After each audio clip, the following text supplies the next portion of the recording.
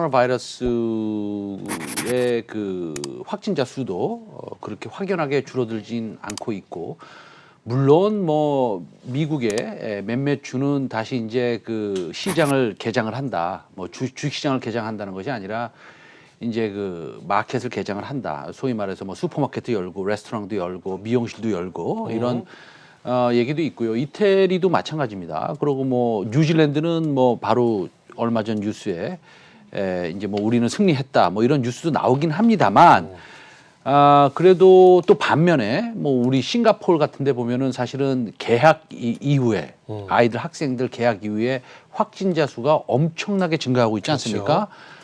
거의 뭐 코로나 바이러스가 새로 시작되는 거와 마찬가지일 정도로 확진자 수가 많이 늘고 있습니다. 그리고 뭐 여러 회사들 특히나 이제 그 에너지 업종들도 아주 상당히 타격을 입고 있고요. 그러나 오늘 이제 뭐 일본에서 BOJ에서 일본은행에서 그렇죠. 이제 무한대로 또 유동성을 공급하겠다. 네. 이렇게 발표를 했고 중국도 금리 인하를 했기 때문에 사실은 정책의 공백이 있긴 있습니다만 그래도 가끔씩 이런 정책적인 측면들이 부각이 되는 것 같습니다. 네. 그래서 뭐 조금 올라가고 있고 미선물도 좀 올라갔기 때문에 우리나라에 좋은 영향을 주었던 것이고요. 그다음에 또 뭐 오늘 또 후반에 말씀드리겠지만 또 우리 정부의 뉴딜 정책 같은 것들이 조금 그 뭐라 그럴까요? 시장에 좀 좋은 영향을 줬다 이렇게 생각할 수 있겠습니다. 예. 그래요.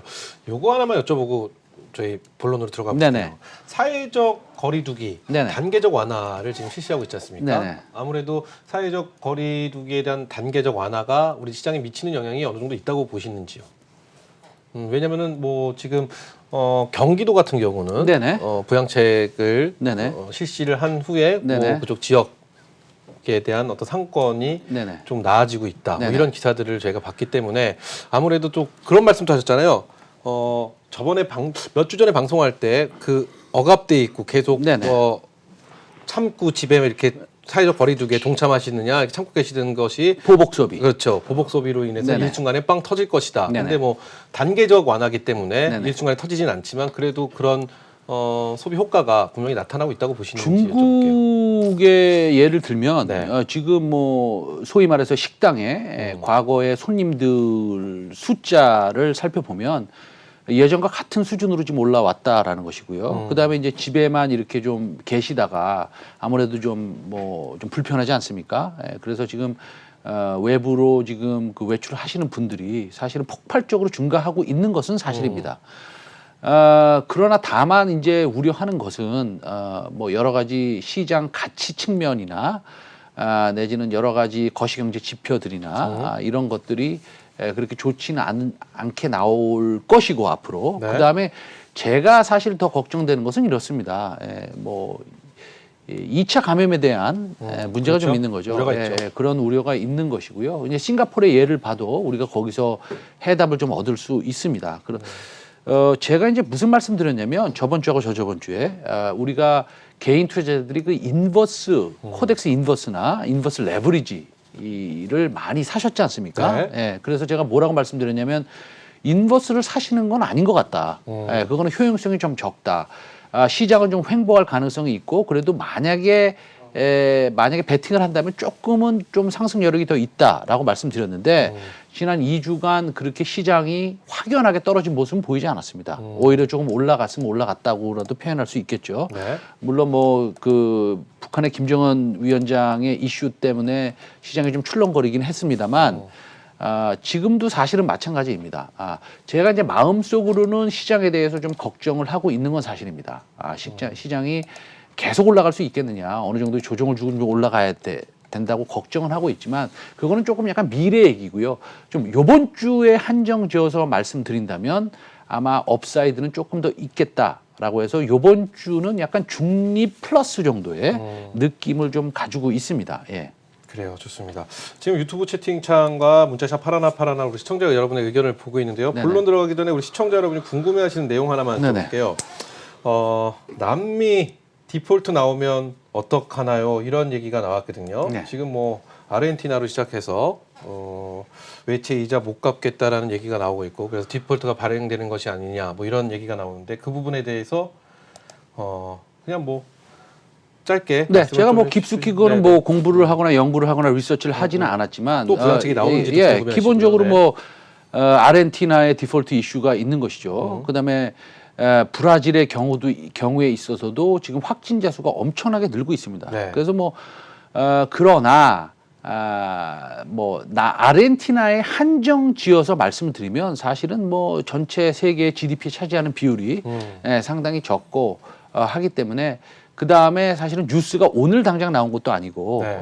그간 계속 그 아르헨티나에 대한 이슈가 나왔기 때문에 시장에 차지하는 충격은 그렇게 크지 않을 것으로 보고 있습니다. 지금 우리가 제일 중요한 것은 빅5 정도요. 네. 그렇죠? 빅5 정도가 중요한 것이죠. 예를 들자면 미국, 중국, 일본, 그다음에 독일 뭐 이 정도, 그다음에 러시아 이 정도가 중요한 것이고요. 그래서 이 5개 국가가 큰 이슈가 없다면 시장은 그렇게 크게 뭐 부정적으로 반응하지는 않을 것으로 봅니다. 예. 그래요. 디폴트가 나오게 되면 다시 한번 또 부양책이 발동이 되겠죠? 뭐 그쪽에서 그 나라 한정지어서 그런 부양책이 발동이 될 수 있습니다만 제가 다시 한번 말씀드리지만 네. 뭐 그렇게 GDP에 차지하는 비용이 그렇게 크지 않아서 큰 문제가 되지는 않겠다라는 게 제 사견입니다. 아, 좋습니다. 자, 오늘도 시청자 여러분들 소중한 의견들과 함께 저희 시성강달 10 우리 최성민 이사 달려가 보도록 하겠습니다. 자, 시장의 핵심을 떼끄는 시장 점검 X10 본격적으로 시작해 보도록 하겠습니다. 오늘도 두 가지 이슈 준비해 주셨습니다. 첫 번째 이슈는요, 유동성 이어지는 국내 증시 전망 및 대응 전략 준비해 주셨고요. 두 번째 이슈는 한국판 뉴딜 무엇을 주목해야 하는가 이렇게 두 가지 이슈 준비해 주셨는데요. 그래요. 한국판 뉴딜 이야기 전에 먼저 첫 번째 이슈 긴 연휴를 두고 있는 우리 증시 이번 주 전망과 대응 전략에 대해서 저희가 한번 자세하게 이야기 나눠봤으면 합니다. 연휴를 앞두고 있는 우리 증시 그만큼 또 다양한 이슈들이 산재되어 있는 상황입니다. 먼저 글로벌 증시 중에 이번 주 우리가 어떤 이슈를 주목을 해봐야 될까요? 뭐 기본적으로 이제 며칠이 한 이틀 지나면 FOMC 회의가 있고요. 그 다음에 그 ADP라는 사기업입니다. 오토매틱 데이터 프로세싱이라는 사기업에서 이제 고용 지표가 먼저 나오고요. 그 다음에 이제 이틀 이후에 이제 정부에서 발표하는 비농업 고용자 지표가 나오는데 지금 우리 시청자 여러분들이 제일 궁금해하시는 것은 아니 뭐 예를 들어서 실업률이 한 15% 정도 될 텐데 그리고 앞으로 경기 지표들이 굉장히 안 좋고 그 다음에 2차 감염에 대한 우려도 있는데 왜 주가는 계속 오르느냐 뭐 이거 굉장히 궁금하지 않겠습니까? 사실은 저도 궁금합니다. 근데 주가가 내리는 이유 뭐 또 오르는 이유가 이 불분명해 보일 때는 사실은 유동성이 중심에 있는 경우가 많습니다. 그래서 우리가 이제 유동성이라는 것을 이제 단어를 좀 한번 생각해 보시고요. 당장의 펀더멘털 지표, 예를 들어서 우리나라가 지금 퍼가 뭐 12개월 그 포워드, 향후 12개월 포워드로 퍼가 한 10.5배. 근데 앞으로 또 사실은 실적들이 하향 조정이 될 거거든요. 그러면 한 12.5배에서 13배로 트레이딩 된다. 지금 거래가 된다 그러면 틀림이 없는 것 같은데 이러한 그 펀더멘털 지표로는 설명이 지금 되지는 않습니다. 그렇기 때문에 이러한 현상을 우리가 유동성 장세라고 표현을 합니다. 유동성 장세의 또 다른 특징은 풍부한 유동성 때문에 주가 조정이 길지 않다는 겁니다. 그리고 안 올 수도 있다는 겁니다. 그래서 우리가 이제 모두 기다리는 조정은 오지 않는다라는 것과 똑같은데 기술적으로 보면요. 왜냐면 왜 갑자기 최 이사가 왜 기술적인 얘기를 하느냐. 보면 우리가 펀더멘탈로는 이게 설명이 안 되니까. 물론 그 페드의 연준의 그 소위 자산 매입 속도를 보면 왜 상당히 빠르게 자산을 매입하고 있습니다. 물론 뭐 앞으로 가면은 점점 자산 매입하는 속도가 조금 느려지고 그다음에 그 규모가 작아질 수도 있습니다. 그리고 사실은 조금씩 작아지고 있습니다만 우리가 그거는 설명이 안 되니까 피보나치 되돌림 비율 기준으로 보면 지금 1940 정도가 보면 61.8%로 장기 저항선에 접근을 하고 있습니다. 그래서 지금 다시 보면 기술적으로 보면 피보나치로 보면 1940 정도가 저항이다라는 겁니다. 단기 저항 가능성은 있습니다. 그러나 만약에 저항을 극복하면 어떡합니까? 그러면 또 오늘 제가 여러분 앞에서 이렇게 말씀드린 거가 또 틀리게 됩니다. 그래서 우리가 지금은 무엇을 봐야 되느냐라는 것은 유동성의 증가 속도가 시장의 그 소위 그 변곡점을 만들 수 있다는 겁니다. 그러니까 예를 들자면 페드에서 예를 들어서 뭐 하루에 200억 불씩 산다. 이 가정을 하는 겁니다. 네. 예. 제가 숫자는 뭐 지금 잘 생각이 안 나기 때문에 근데 갑자기 200억 불씩 안 사고 뭐 100억 불씩 산다라고 했을 때는 그때가 변곡점이 될 수 있는 것입니다. 물론 제가 이제 공개 방송이나 제 유튜브를 통해서 좀 더 자세히 설명을 드릴 거지만 그렇기 때문에 지금은 펀더멘털로 설명되지 않고 다시 정리해드리면 한 1940 정도가 피보나치 되돌림 비율 61.8%이기 때문에 그때가 좀 저항이 될 수 있겠다. 그러나 저항을 뚫을 수도 있다는 것을 분명히 우리가 염두에 둬야 된다. 그래서 지금 여기 방송하는 이 최성민 저조차도 사실은 이 조정이 급격하게 온다라고 확신하지 못한다. 오히려 요번 주에 한정해서 말씀드리면 중립 이상의 시장을 좀 보여줄 수 있을 것이다. 예, 아주 뭐 큰 상승량이 요번 주에 있을 것이다라고 말씀 못 드리지만 네. 왜냐면 이제 1910이니까 이제 뭐 우리가 이제 그 저항선도 좀 다가서고 있고 아까 말씀드린 밸류에이션도 뭐 한 우리가 이제 그 시장의 그 실적이 하향이 된다면 지금은 10.5배지만 한 13배 정도로 거래가 되고 있다고 우리가 생각을 해야 되기 때문에 뭐 큰 상승량이 이번 주에 올 것이다라고 말씀은 못 드리지만 그래도 중립 이상의 시장을 우리가 볼 수 있을 것이다라는 말씀을 결론적으로 드리겠습니다. 그래요. 예. 코로나 이후에 시장에 대한 변동성 그리고 예측 불허 예측할 수 없는 시장이 전개되고 있는 건 사실입니다. 그런데 지금 말씀하신 대로 유동성 장세. 근데 또 하나 궁금한 것 중에선 지금 말씀해 주신 대로 좀 일부 포함이 되어 있긴 한데 유동성 장세임에도 불구하고 조정이 없는 상승세를 보이고 있다는 거죠. 네네. 그 원인은 어디서 찾을 수 있을까요? 그러면? 그래서 제가 조금 전에 말씀드렸다시피 그 시장의 펀드멘탈, 소위 말하는 거시경제 지표, 네. 아주 좋지 않게 나올 거시경제 지표, 물론 우리가 다 알고 있는 네. 앞에 이제 더 붙이자면 우리가 다 알고 있는 아주 좋지 않게 나올 거시경제 지표, 예측 가능한. 그 다음에 두 번째는 실적이 하향될 거라는 아주 가능성이 높은 예측. 임에도 불구하고 시장은 올라오지 않습니까? 네. 이것을 다시 한번 말씀드리면 이건 유동성 장세로 표현할 수뿐이 없는 것이다. 그래서 아까 제가 한 3주, 4주 전에 우리가 방송했던 그 MMT, 네. 그 신화폐 이론, 사실은 모든 돈을 갖다가 공장에서 찍어서 시장에 뿌리는 그 헬리콥터만이라고 하는 거, 이런 것들이 이제 시장에 좀 긍정적이라고 해야겠죠. 올라가는 거니까.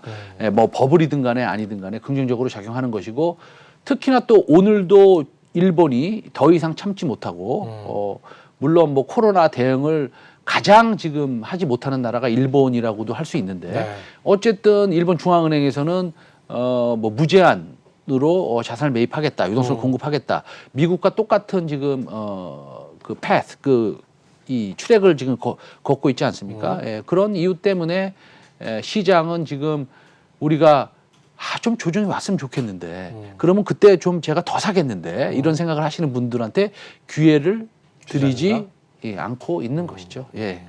그래요. 좋습니다. 자 그러면은 이거 질문 한번 드려볼게요. 김정은 이야기. 네네. 김정은 위원장 이야기. 재밌는 걸로 넘어가시네요. 예.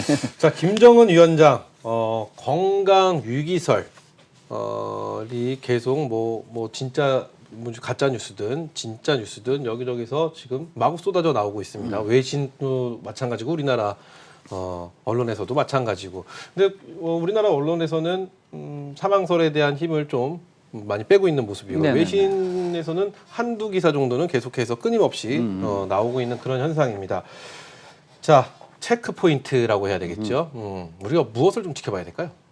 사실은 북한에서 얻을 수 있는 정보는 굉장히 제한적입니다. 그렇죠. 예, 제한적이고 뭐 상업 위성이 아니라 스파이 위성을 통해서 정말로 가까이 지켜봐야 되는 것이고 휴민트를 통해서 얻을 수 있는 정보가 가장 확실합니다. 네. 예. 어쨌든 찌라시가 난무하고 있고 북한의 그 인민해방군 의료팀 50명이 파견이 됐다. 뭐 이건 뭐 김정은을 갖다가 건강을 체크하려고 갔는지 아니면 코로나 바이러스에 좀 협력을 하기 위해서 갔는지 그건 뭐 알 수가 없는 거죠. 좀 재밌는 것은 황당하기도 하면서 재밌는 것은 뭐 심장 스텐트 수술을 하다가 8분이 지나서 네. 뭐 지금 코마 상태에 있다 이런 뉴스가 있는데 일단 팩트를 보면 이것도 팩트가 아닌지는 모르겠지만 거의 가능성이 굉장히 높은 거 보면 숭타오 중국 대외협력부장이 직접 평양을 방문했다는 것이죠. 예, 그거는 약간 의미가 있긴 있습니다. 그런데 가장 중요한 것은 정부에서 무엇을 말하고 있느냐라고 그렇죠. 합니다. 정부에서 예를 들어서 뭐 문제가 뭐 건강에 잘 있다라고 얘기하는 것을 이렇게 뭐 대변인을 통해서 하는 것이 아니라 우리가 좀 그 집중해서 신경 써서 내지는 믿을 만한 사람이 얘기한 것은 어떤 것이 있냐면 문재인 대통령의 외교안보 분야 전문가인 문정인 대통령 통일외교안보 특보 있지 않습니까? 네, 네. 그분이 이제 북한 국무위원장의 현재 상태가 뭐 살아있고 건재하다라고 얘기했으니까 그것은 사실은 정부를 대변해서 얘기했다고 그렇죠. 봐도 뭐 큰 틀림이 없다라는 것이고요. 이게 보니까 공신력의 차이가 있더라고요. 그렇죠. 어디서 발표를 하느냐에 대한 공신력의 차이가 네네. 있는데 이게 뭐 국방부에서 혹은 통일부나 국방부에서 발표를 하느냐 네, 그렇죠. 아니면 예. 뭐 여당에서 그렇죠. 대변인을 통해서 발표를 하느냐 네네. 아니면 청와대에서 직접 발표를 하느냐에 대한 공신력의 차이가 그렇습니다. 굉장히 크다고 하더라고요. 네. 그렇게 뭐 생각을 해보면 청와대에서 직접 발표를 한 모양이 되기 때문에 네네. 그중에 공신력이 가장 크다 이렇게 네. 본다는 말씀이신 거죠? 당연하죠. 네. 예, 그거를 믿을 수뿐이 없는 것이죠. 그 다음에 뭐 폭스뉴스와의 인터뷰 때 이제 그렇게 얘기한 거니까요. 네네. 미국이랑 그래서 살아있고 건재하다. 그래서 일단 문제가 없는 것으로 좀 보면 되겠고. 네. 그러면 우리가 어떤 생각을 해야 되겠습니까? 지금 오늘 한 두세 시간 된 것 같은데 제가 오면서 본 것 같은데 아니면 제가 좀 늦게 봤을 수도 있는데 일단은 그 남북 교류 뭐죠? 그 이산가족, 예, 이산가족 회동을 뭐 저기 추진하겠다 이런 얘기도 있고 그 다음에 그 동해안의 철도에 관련된 뉴딜도 있었고요. 그렇기 때문에 저는 뭐 경협에 대한 모멘텀은 일단은 다시 살아날 수 있다. 네. 이렇게 좀 생각을 하고 있습니다. 예. 사실은 우리가 김정은 어떤 건강 위기설 네. 이거 사실 경협주 때문에 저희는 뭐 경제 TV다 보니까 그러니까, 그렇죠. 경협주 관련해서 봐야 되기 때문에 네. 그 얘기를 계속해서 드리는 건데요. 네. 그렇다면 오늘 경협주 흐름 굉장히 좋아 보였습니다. 아 그렇습니까? 네, 오늘 예. 한번 경협주 좀 보여주시죠. 네. 괜찮은 모습을 저도 지금 잠깐 아까 네. 화면 나가는 걸로 봤는데 네네. 좋은 모습을 보이는 걸로 같아서 앞으로 향후 어떤 대응 전략이 필요할까요? 사실은 지금 이제 저번 주에 이거 말씀드린 것 같아요. 그렇죠? 네. 우리가 이제 여당이 180석을 차지했기 때문에 우리가 뭐 정치 얘기하는 건 아니지만 어쨌든 여당이 그 아주 강한 리더십을 갖고 끌고 갈 수 있는 여지는 있지 않습니까? 예, 충분한 그런 여지가 있기 때문에 앞으로 이런 경협에 대한 뉴스 플로우, 뭐 추진하겠다, 이산가족 뭐 회동을 하겠다 이런 것들은 지속적으로 발표가 될 것으로 보는 것이고요. 그다음에 이 문재인 대통령의 제일 관심사이기도 하기 때문에 사실은 뭐 지금 또 지지율도 굉장히 올라가고 있지 않습니까? 그래서 우리가 지금 남북 경협 관련주는 지금 시장이 좀 이렇더라도 네. 사실은 또 이렇습니다. 이제 뭐 중간에 이제 다시 말씀드리면 시장이 아까 제가 말씀드렸을 때 1940 정도가 저항선이고 네네. 그다음에 밸류에이션도 좀 비싸고 그다음에 좀 마음의 부담이 있지 않습니까? 우리가 계속 올라가고 있으니. 근데 만약에 시장에 어느 정도의 아주 그 마일드한 소위 말해서 아주 작은 조정이 온다면 시장의 돈의 흐름은 경협주로 흘러갈 가능성이 굉장히 많습니다. 물론 지금 뭐 코로나 바이러스의 뭐 백신주라든지 아니면 치료제주 같은 것들이나 아니면은 뭐 의료기기 같은 것들 네. 오늘 의료기기주들도 굉장히 좋았고요. 한데 그런 곳으로 또 흘러갈 가능성도 있지만 동시에 경협에 대한 다시 모멘텀이 되살아날 것으로 보고 있습니다. 예. 그래요. 좋습니다. 이렇게 해서 뭐 북한 얘기와 경협주 얘기는 이 정도로 네네. 하고요. 다음 이슈는 코로나 이야기로 가보겠습니다. 네네. 코로나19 완화 기대감 이 솔솔 피어오르고 있습니다. 뭐 우리나라 얘기일 수도 있고요. 네네. 확산세가 확실히 둔화된 거는 맞습니다. 네네. 글로벌 증시 향후 전망 어떻게 예측을 하시는지 한번 여쭤볼게요. 그리고 글로벌 글로벌 증시. 증시에 대한 전망과 동시에 우리 시장에 미치는 영향. 우리는 확실하게 한 자릿수 그리고 뭐 두 자리 초반대 이렇게 확진자들이 나타나고 있는 상황인데 물론 지금 또 많은 분들이 걱정하십니다. 부산에 갔던 그렇죠. 부산에서 예, 그걸 있었죠. 이제 예. 또 연휴가 껴있고 이렇기 때문에 네. 그것이 과연 어떻게 사회적 거리두기도 단계적 완화를 하고 있는 상황이고 그래서 여러 가지 좀 지켜봐야 된다 뭐 이런 얘기가 나오고는 있지만 어째 되었던 코로나19 완화 기대감 글로벌 증시와 우리 증시는 어떤 영향이 미쳐질지 한번 여쭤보겠습니다. 기본적으로 그 언택트 관련주, 네. 뭐 이건 너무 뭐 아마 100번도 넘게 들으셨을 것 같아요, 시청자 여러분들이. 네.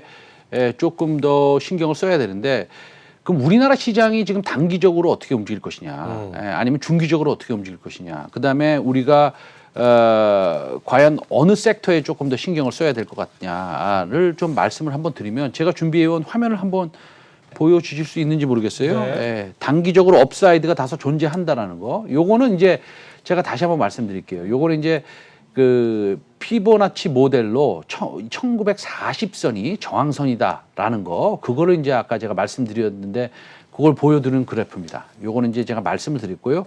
그 다음 거, 예, 요겁니다. 그래서 기본적으로 이제 글로벌 증시도 마찬가지지만 네. 우리나라 증시가 그러면 어떻게 될 것이냐.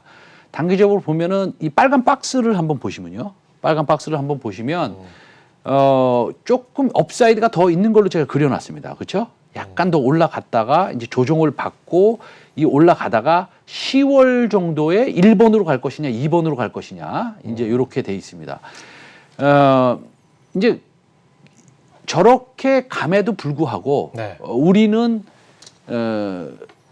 제가 저렇게 그려놓은 차트대로 갈지 안 갈지는 솔직히 말씀드리면 알 수는 없습니다. 그렇죠? 제가 이제 예측해서 저렇게 그림을 그려놓긴 했습니다만. 그래서 제가 말씀드린 것은 글로벌 증시가 어떨 것이냐, 우리나라 증시가 어떨 것이냐라고 물어보신다면 우리는 아주 특정 섹터에만 조금 신경을 써서 매매를 해야 될 것이다라는 게 저의 답변입니다. 사실은 그 섹터라는 게 무엇이냐라고 본다면. 뭐 한국으로 따지면 사실은 그 원격 의료 같은 거 아니면 언택트 관련주에 지속적인 관심을 둬야 되는 것이고요. 아니면 오히려 조금 더 뭐라 그럴까요? 좀 장기적으로 보시는 분들은 은행이나 보험이나 아니면 증권주 같은 곳에서의 아주 그 배당률이 9%, 10% 정도 나오는 네. 그런 종목들이 있습니다.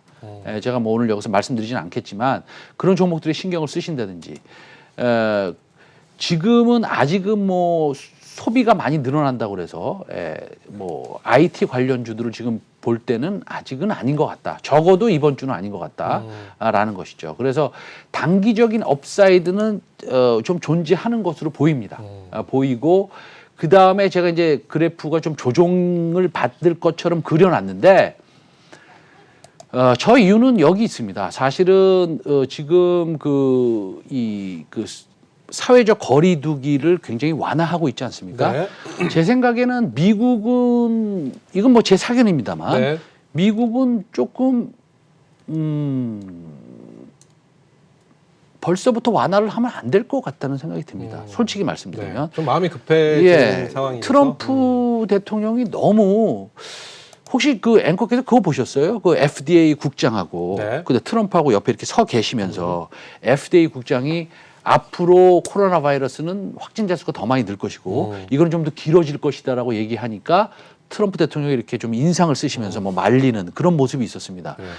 그래서 사실은 이 정치인과 그 다음에 FDA 사실은 의학계에 계시는 그 국민의 건강을 좀 관리하시는 그런 분들의 이 스탠스는 사실 많이 틀립니다. 그래서 트럼프 대통령은 빨리 시장을 열어서 사람들이 많이 다니고 식당도 많이 가고 여행도 많이 다녀서 10월, 11월에 있는 대통령 선거에 빨리 준비를 하고 싶은 마음이 있는 것이고 지금 점점 지지율은 그렇죠. 하락하고 있는 하락하고 상황이고. 있고 네. 그래서 만약에 뭐 감염자 수가 이렇게 좀 떨어지다가 싱가포르 같이 갑자기 뭐 계약을 한 이후에 우리나라도 마찬가지입니다. 사실은 5월 중순 정도에 계약을 한다면 단계적. 그렇죠. 네. 단계적으로 계약을 한다면 뭐 고3부터 중3부터 보낸다 뭐 이런 얘기는 있지만 어쨌든 간에 뭐 만약에 확진자 수가 만약에 다시 는다면 이거는 시장에 패닉이 다시 올 수도 있는 것이거든요. 예. 그다음에 코로나 바이러스라는 게 어저께도 우리 그 질본에서 발표를 했듯이 우리가 알고 있는 게 많지 않다고 하는 거 아닙니까? 예, 그래서 제가 이제 너무 부정적으로 말씀드리는 게 아니라 사실은 조심하면 좋습니다. 네. 조심하면 조심할수록 좋은 것이기 때문에 그래서 좀 조정이 올 수 있겠다라는 것인 건데요. 적어도 1, 2주는 그렇게 큰 조정이 올 것 같지는 않고 예, 중립 플러스의 의견을 드리는데 뭐 미국이나 뭐 다른 나라도 마찬가지입니다. 마찬가지인데 사실은 뭐 유동성을 계속 유지하면서 지금 미국은 예, 지금 시장을 좀 이렇게 받치고 있는데 이런 것들이 얼마나 견딜 수 있는지 그것도 사실은 좀 걱정되기는 합니다. 그래서 지금은 방망이를 짧게 잡고 네. 제가 말씀드렸다시피 경협이나 아니면 의료기기나 아니면 바이오나 제가 오늘 말씀드릴 뭐 원격 의료나 이런 쪽에서 조금 그 수익을 좀 챙기시는 게 낫지 지금 뭐 앞으로 소비가 완전히 보복 소비가 다시 되살아날 것이다. 이제는 뭐 코로나 바이러스가 끝났으니 지금부터 주식 비중을 완전히 많이 늘려야겠다라고 하는 것은 좋은 아이디어가 아니다. 좋은 판단이 아니다라는 말씀을 좀 드리고 싶습니다. 네, 좋습니다. 그러면은 짧게 이 질문 한번 드려볼까요? 유동성 장세 속에 우리 증시 이번 주는 또 연휴를 앞두고 있습니다. 네네. 이번 주에 우리 증시에 대한 전망 한번 여쭤보면서 오늘 첫 번째 이슈를 예. 마무리 짓게요. 제가 오늘 뭐 말씀 다 드렸습니다. 사실은 중립 플러스 의견이고요. 네. 그다음에 섹터는 잘 구분해서 집중적으로 투자하되 좀 방망이를 짧게 잡고 매매가 중요하다라는 것이고요. 물론 매매라는 것은 트레이딩이라는 것은 그렇게 쉬운 것은 아니죠. 예, 그렇기 때문에 주식 비중이 아주 크다라는 분들은 조금 줄이시는 게 좋고요. 그다음에 인버스를 가지고 계신 분들은 효용성이 좀 낮다고 제가 2주 연속 말씀드리고 있습니다.